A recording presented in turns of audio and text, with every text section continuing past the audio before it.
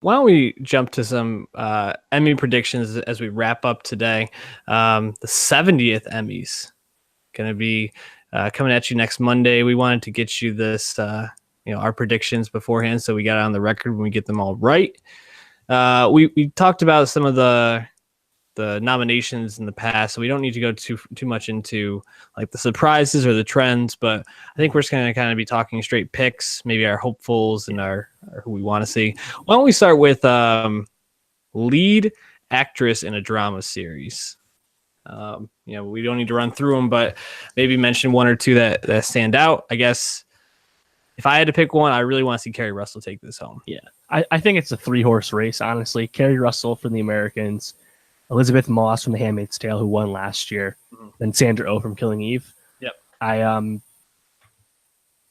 think Sandra Oh is fantastic in Killing Eve, but because Killing Eve is getting renewed, I'd say let's get Whittier. This is the final time for The Americans, and they've been snubbed and overlooked so many times that I really hope Kerry Russell would win. But I kind of have a feeling they're going to give it to Elizabeth Moss again because the Emmys love her.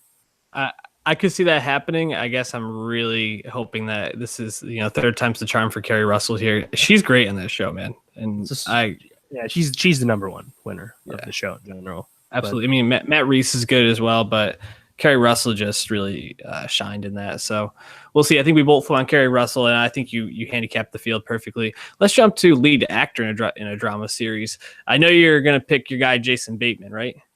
No, I don't think so. I still got to watch Ozark. I'm actually getting more intrigued as people talk about it. Similar to our sentiment, again, Matthew Reese. I would love him to win. I actually think he has a better chance than Kerry Russell, to be honest, because I think it's a quote weaker field. Just because, there's big names in this, but I don't see Ed Harris or Jeffrey Wright winning, and I don't see Milo Ventimiglia beating out Sterling K. Brown. So it's either Sterling K. Brown repeats or Matthew Reese wins. I don't think anyone else has a chance. Yeah, I would guess Sterling will repeat just because, someone that watches This Is Us, great NBC show. Love the tearjerker. He actually is just phenomenal and just a great actor in general. Are you gonna see Predator by chance? Oh yeah, Predator this weekend. I'm gonna see that shit. Don't you worry. I gotta say, the stupidest line in the trailers is when that woman is nitpicking the name Predator, and he's like, "Yeah, but Predator sounds cooler, right, guys?" And everybody's like, "Yeah." I'm like, "Oh God." I love Sterling K. Brown, but that take an L on that one in my book. All right, why don't we jump to lead actress in a comedy?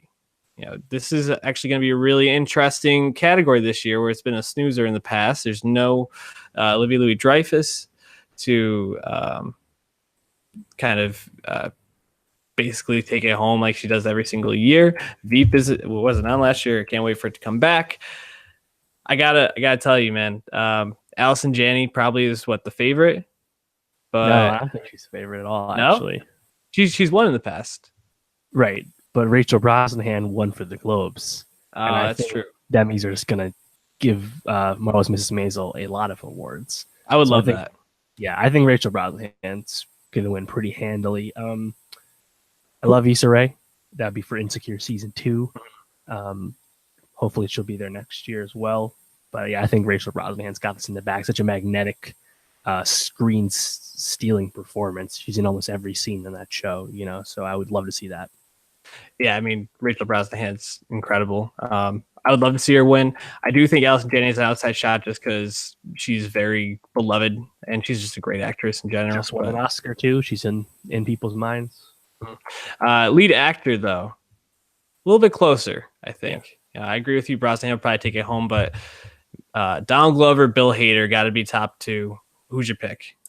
Yeah, it's funny because they're both nominated for 4 Emmys. I think saving grace for Matthew Reese is that Sterling K. Brown is also nominated for a guest actor in a comedy series for Brooklyn Nine-Nine, so he could still win something else, and then Matthew Reese could win. In the case of Glover and Hader, they're probably both going to win something as well, but only one of them can win for lead actor in a comedy series. What's it going to be? Glover won last year. Bill Hader, though, I feel like is a stronger lead performance. He's got that HBO clout behind him too, dog. True. I think that's I mean, well, they're promoting a lot of things, but yeah, I mean, they would love this to win as a sophomore freshman series. Absolutely. And I actually would pick Hader just because I know DG is going to win a bunch. Yeah. For writing and directing. Like, I think he gets credit for Teddy Perkins, which I believe will win, for example. Yeah. And also, like, Brian Tyree Henry is the true lead of Right. Atlanta, in my opinion. So I have more my voting or my rooting interest behind him personally. So that's why I go with Hader. I think Glover's up, but I think I'd go with Hader. Yeah, I think Hader carries Barry, whereas Donald Glover, I mean, it's like the Warriors. It's if it's not Donald Glover, it's Lakeith Stanfield or it's Brian Tyree Henry. So, like, yeah, I think Hader's got to take that one home. What other categories do you want to look at here? I'll let you jump around a little bit. Let's do the supporting ones as well. So, supporting actress in a drama series. Just kind of looking real quick. Do you want your girl Millie Bobby Brown to get this? No, not for season 2. Did you notice there's 7 people nominated for this category? I was just looking at that. It's a big field. So I haven't seen The Crown, but I have seen Mission Impossible Fallout. Yeah, Vanessa Kirby. I was just looking throwing at heaters in that. So I kind of want her to win because this is her last time for The Crown. This upcoming season, they've aged up. So Claire Foy and Kirby and Matt Smith are no longer on the show for season 3. So send off Vanessa Kirby and have her win. But I think who probably wins, probably Ann Dowd for Handmaid's Tale, if I had to guess. Yeah. I would love to see Lena Headey for Game of Thrones, Cersei Lannister. I would too. Incredible performance. Yo, your girl Thandie Newton. She had that whole scene where she was speaking Japanese and inceptioning people, controlling them with her mind. I don't know. I could see her getting a big push because I know they want Westworld to continue to get a lot of awards and award buzz moving forward. 3 Handmaids actresses nominated in the same category. Maybe they split, and someone else possibly. We'll see. All right, supporting actor in a drama series. Quick scan here. I don't think David Harbour. Maybe Peter Dinklage. I don't know. I feel like the Lannister brothers probably going to split it. I think David Harbour wins, but I'd rather one of the Thrones guys wins. I would rather be Nikolai, but yeah. David Harbour might be the one to take it home. That's really too bad because he's really good in that series, but I do think, especially in the first season, Millie Bobby Brown just like showed out and then didn't really get much serious award win and many award wins to kind of bring that home or to support that. So, and the thing about Thrones is like Peter Dinklage hasn't he had the Tyrion scenes.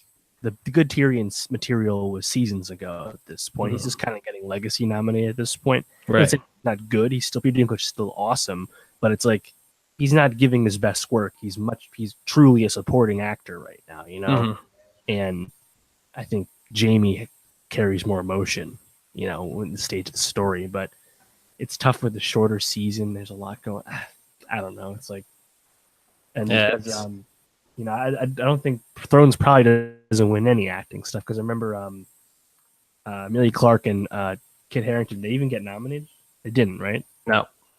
Yeah, so it's interesting seeing talking about Thrones that way, but who wins it? Like, is David Harbour really going to win? He might. This is a tough one to read. Yeah, definitely a tough one to read. Another tough one to read here is supporting actress in a comedy series. I want it to be Zazie Beetz. I know, 8 people. And 3 Saturday Night Live. The rest all from different shows. None of these people I find particularly funny. I mean, Kate McKinnon, Saturday Night Live aside, like Zazie Beetz, she doesn't really bring me a lot of laughs in Atlanta. She's excellent, but I don't find myself laughing at her very often. There's a great Vulture piece from last week about we're in our state of post comedy, where shows like Glow and Atlanta and Barry, shows that are comedy, shows that are funny, but not always funny, not always laugh out loud. Right. And I think you kind of see that a bunch throughout the nominations, right? That's probably also why Marvelous Mrs. Maisel can pick up so well, because it is more traditional in that sense in terms of the laughs. But even Alex Borstein, I don't find she there are funny moments, but I think more than anything, her being like the person kind of pushing Maisel, to really reach her potential is her role. She's not necessarily comedic relief. I mean, who would you pick in this category? Who do you want to see? I would probably want to see Betty Gilpin win for Glow. Honestly, hers as he beats. Yeah, I'd like Zazie Beetz to win. I think Kate McKinnon probably wins again, or Alex Borstein, but I think Kate McKinnon probably wins again. All right, so supporting actor in a comedy series. I've heard a lot about Baskets, man. I've never watched it, but I think didn't Louis Anderson win in the past for this? Yeah, I think 2 years ago. So, I mean, potentially, but I just hope Alec Baldwin doesn't win for playing Trump. I don't think he will, honestly. I think, as I said before, Brian Tyree Henry would be my choice, straight up. He does so much for Atlanta. But I think it's probably going to be Henry Winkler for Barry. I think it's a very easy to see campaign for HBO to run, right? He's a likable person. People like him. People He's the fun, dude. Exactly. Tony Shalhoub outside chance again. He's been in the mix. I was gonna say Tony Shalhoub would be the guy I want to see win it. I mean, he was really good in Maisel. And also shout out Kenan Thompson getting that. Getting that nomination. Why don't we jump to the just the shows, like the best actor or best drama, best comedy. And we can do limited series for this one too, if you have a pick. Just looking here, man. I mean, there's 7 for the drama series, and it looks like 8 in the comedy series. So it's a fairly big field in each. I think we both would like to see the Americans, if we get noticed.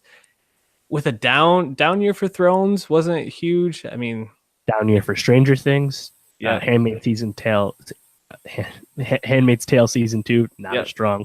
Westworld season 2, laughably bad. Still got nominated though. Could The Crown win this? Could This Is Us win this? I think This Is Us probably has a better chance of The Crown. But again, like, if we're getting what we want, Americans will hopefully finally get the recognition it deserves. I hope so, man.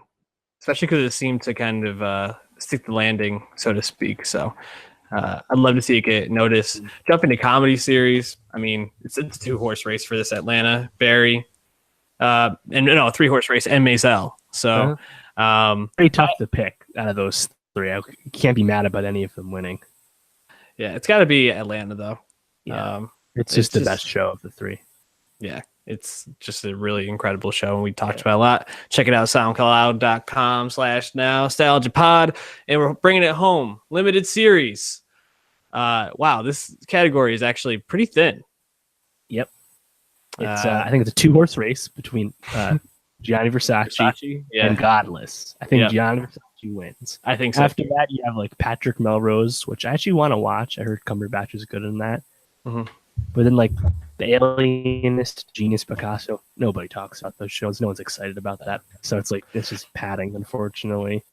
Genius is actually interesting because I heard a lot of buzz around the first season where they followed Albert Einstein. But then I heard Picasso fell off a lot. So this seems to be more of just like a shout out. The first season was good, and let's give this a nomination as well. And it's weird the way they treat Black Mirror, because Black Mirror, USS Callister is nominated for television movie.